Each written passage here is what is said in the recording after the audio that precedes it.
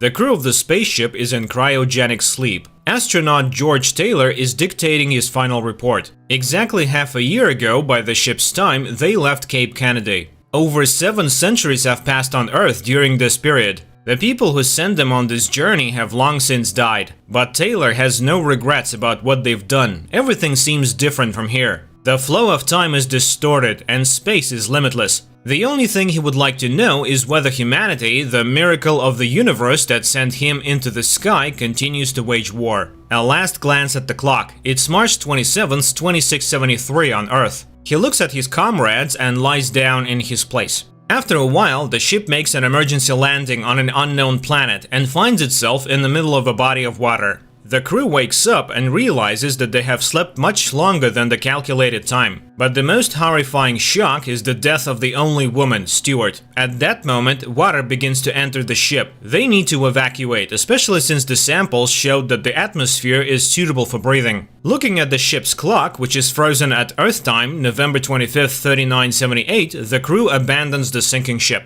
Boarding a life raft, the humans sail to shore, marveling at the grandeur of the surrounding nature. There is no sign of intelligent life anywhere. Taylor reminds them that they are 320 light-years from Earth on an unknown planet in the constellation Orion. It is impossible to determine more precisely, as no one has had time to look at the instrument readings. Upon landing on the shore, Taylor takes inventory of what they were able to salvage from the ship. A pistol, 20 rounds of ammunition, a first aid kit, and a 3-day supply of food and water. The only question now is how long is a day here? They are discussing the strange death of Stewart, apparently caused by depressurization. It seems they were flying for 18 months, while on Earth it has been about 2,000 years. There is no hope of returning, and time has erased everything they knew. Therefore, they need to start studying this planet. Analysis showed that nothing can grow here, as there is very little carbon dioxide. But there is nothing dangerous to human health either. They have 72 hours left until they run out of food.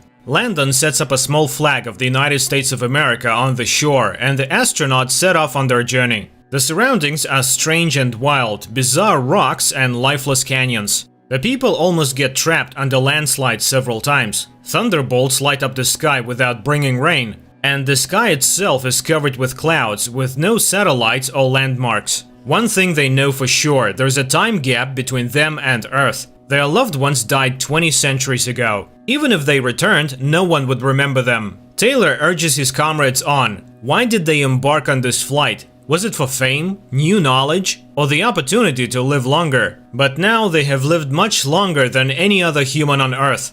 Only Taylor set out on this journey because he's a dreamer. He is confident that there must be something better than humans in the universe. At that moment, Dodge calls out to them. He has found life. A barely noticeable green shoot has sprouted from rocky desert. This means there are plants here, and they need to find them. The group continues forward. Everywhere they look, they see unfriendly rocks. But ahead, they see green bushes and some strange crosses that resemble scarecrows. After walking a little further, the astronauts are thrilled to finally see water ahead. The excited group quickly sheds their clothes and jumps in. After that, they swim towards the shore and notice human footprints on the sand. Suddenly, they see dark figures stealing their clothes. The men chase after the thieves, who leave behind obvious traces of their path, such as broken clothing and scraps. Soon they come across their torn clothes and put on whatever remains. Finally, they reach a plain and see many people behaving quite strangely. They are silent and pay no attention to the astronauts, instead calmly gathering and eating different fruits. The Earthlings are puzzled as their fellow humans seem almost feral. Luckily, they are not cannibals. Suddenly, an ominous sound comes from the forest and the people start running. The astronauts try to understand what is happening and suddenly see armed riders.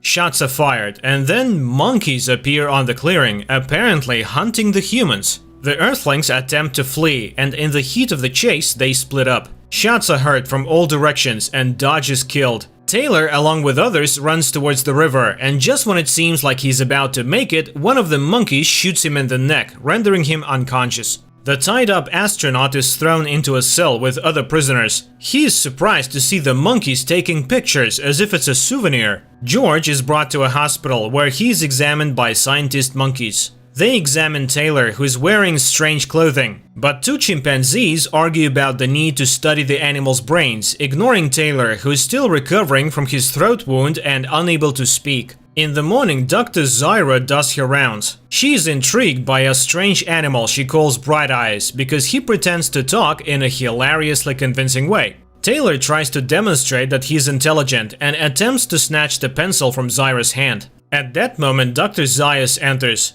Zyra shows him the exceptional human, but Zayas is skeptical and sees him merely imitating. Zyra tries to draw attention to the human's uniqueness by highlighting his unconventional use of a blanket as clothing and his unusual hand movements. Perhaps he's intelligent. But Zayas is irritated, dismissing it all as cheap tricks. Humans are dangerous and must be destroyed. Later, they bring a female human as a gift and lock her in Taylor's cell. The next day, George and his companion are walking in the yard in a large cage. Zyra brings her fiancé, an archaeologist named Cornelius, to show him Taylor, but Cornelius sees nothing special about him. While the apes argue, George writes in the sand, but nobody pays attention to him. At that moment, Dr. Zayas arrives, annoyed at Zyra with her human again. Suddenly, a wild man attacks George and a fight breaks out. The guards drag Taylor away, and Zayas sees the letters George wrote, but quickly erases them. Zyra apologizes to Taylor, but he snatches the paper and pencil and writes his name on the piece of paper. Zyra is astonished and takes him home.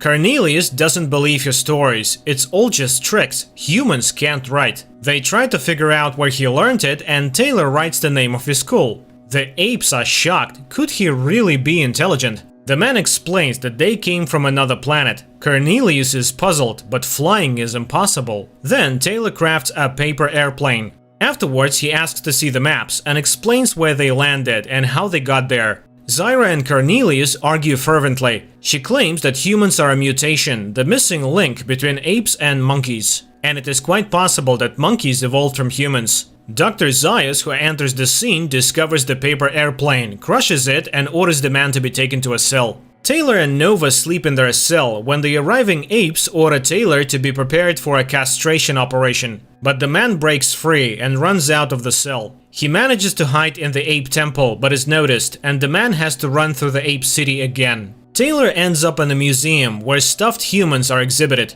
Shocked, he runs out into the street, but gets caught in a net, where Zyra finds him. And then the voice returns to Taylor, shocking the apes. Later in the cell, Taylor tries to teach Nova how to speak, but the apes take the girl away and put her in the cell across from him. The man tells her about his life on Earth, but he didn't love anyone there. He wonders if Nova can love. The apes put a collar on him and take him to trial. A hearing is now taking place, and Zyra and Cornelius are ready to act as his attorneys. The judges are outraged. He has no rights because he's not an ape. But then, what is he being tried for? The court gives a continuance to his lawyers, but Taylor intends to defend himself. A theologian scientist is called to testify, trying to prove the man's irrationality, as he does not know the answers to the simplest questions. But Taylor cannot know them, as he has not studied their culture. A person is prohibited from speaking, so he writes his statement and submits it to the court. Cornelius reads that Taylor is a space explorer and arrived from another planet, but the apes do not believe him. They demand to bring the people captured with him.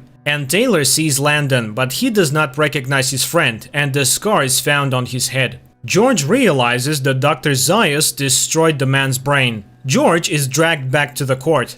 And then Cornelius defends Taylor. He did not lie when he said he came from the Forbidden Zone. He described it very accurately, and Cornelius himself was there. And he found traces of ancient ape culture. Zyra continues the defense. If he did not come from another planet, he was born on this one. She found no reason why people cannot speak. The problem is not in anatomy, but in the brain. And that is the truth. But nobody wants to listen. Zyra and Cornelius are accused of scientific heresy, and the tribunal is closed. The fate of the man is predetermined. He is handed over to Zayas, who intends to perform operations on him. George is outraged. How could such an upside-down civilization arise? And most importantly, why is Zayas so afraid of him? Zyra cannot accept this and organizes the escape of Taylor and Nova. Outside the city, Cornelius meets them with horses and supplies. He suggests returning to the spacecraft landing site. A small caravan sets off and reaches the river. If they follow it, they will reach the sea. Soon they reach the place where Cornelius was excavating. He is ready to take the man to the cave, and then Zyra sees the pursuit.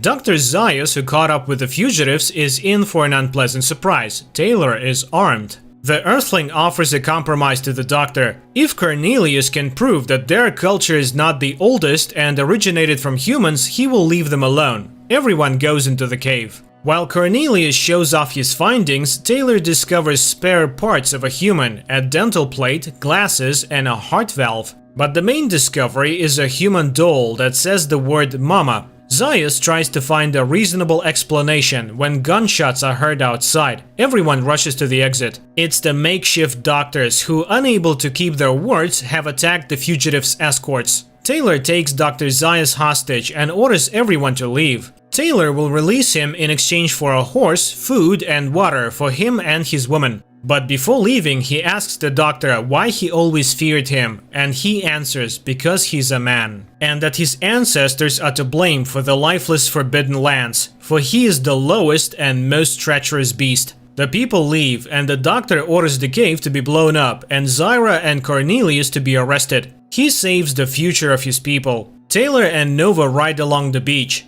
Suddenly, the man jumps off the horse in horror. He has returned, and they did it after all. They blew them all up and destroyed civilization, let them burn in hell. Nova looks at Taylor in fear. She doesn't understand what is before her, the upper part of the Statue of Liberty rising on the ocean shore. The film is based on the book by French writer Pierre Boule, who considered his novel one of his least successful works and therefore had serious doubts about its success on the big screen. But in the end, the film ranked 350th on Empire's magazine's list of the 500 greatest films.